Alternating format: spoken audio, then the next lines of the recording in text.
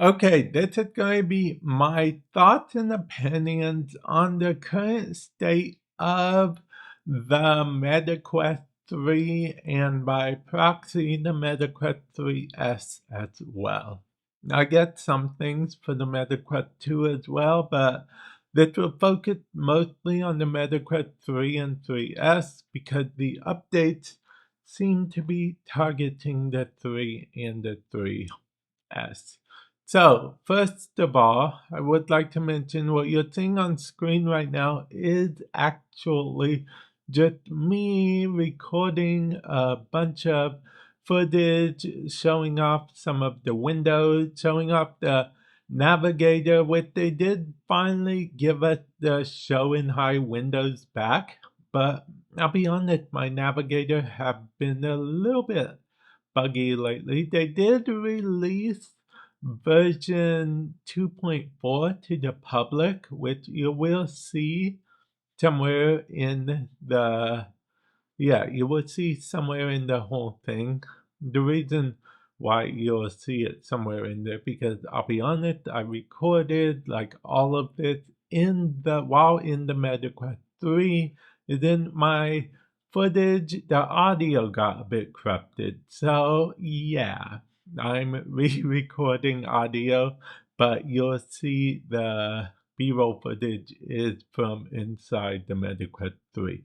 Speaking of the MetaQuest 3, if you want to check out any games and the MetaQuest 3, feel free to use code TECH for 10% off if you buy them from the MetaQuest store. That's code TECH for 10% off. But back to what I think. I think overall the MetaQuest 3 is I mean, it's not doing bad by any means. If you look at the charts, there are a lot of people buying the games and playing on the headset, which, as you know, absolutely count the MetaQuest 3 as a console. Um, but with that said, there are a few buggy things that I have noted with Navigator, but they seem to be software issues, so I believe they can be fixed. And for the most part, I don't think they affect everyone too much. I don't think they affect the ability to play games, I guess I should say. Productivity might be a whole other thing. I'm not sure. Now, there is this feature that I do technically try in the, as you're seeing on screen, or will see on screen, that I do try that supposedly came with 2.4, which is the whole thing with the home being able to go around your room by just, flicking your thumb left to right and, being able to actually warp, I guess you could say, to areas in your room, or should I say areas in your with the officially called loft, immersive home, whatever you want to call it. I think it technically called loft now only because every now and then when I see it loading, it says loading loft. So I guess it's a loft, but I know it as immersive home.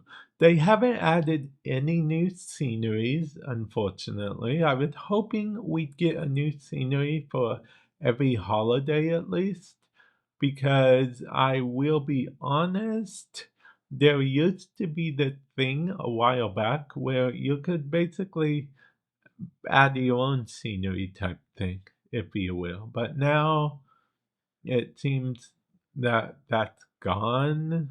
I don't want to say forever, but yeah, but we're here to talk, see, because we're here to talk about the good and the bad. Okay, this is the state of the MetaQuest 3, not only the good parts of the MetaQuest 3. Now, the MetaQuest 3 currently has I'm not going to say no competitors because it does have some competitors. It has Of course, it has the Apple Vision Pro as a competitor. It has the Samsung Galaxy XR, I think they're called, as a competitor. It has a few other things that are big screen beyond. I think, I don't know if they still do headsets or not, but as a competitor. But see, what I mean is they currently don't have a competitor in that price point. Like other other VR headsets, I don't think there are many on the market you can get for as low as you can get a Meta Quest 3 or 3S. Speaking of, if you want to buy the Meta Quest 3 or 3S from Meta directly, feel free to use the code, or rather, the link in the description below, or code TECH at checkout for $30 in Quest Cash, which is basically a free game, maybe more if you use code TECH at checkout for 10% off of those games. So, yeah, there you go, code TECH all around. But back to what I was saying, which is that it's not that bad overall.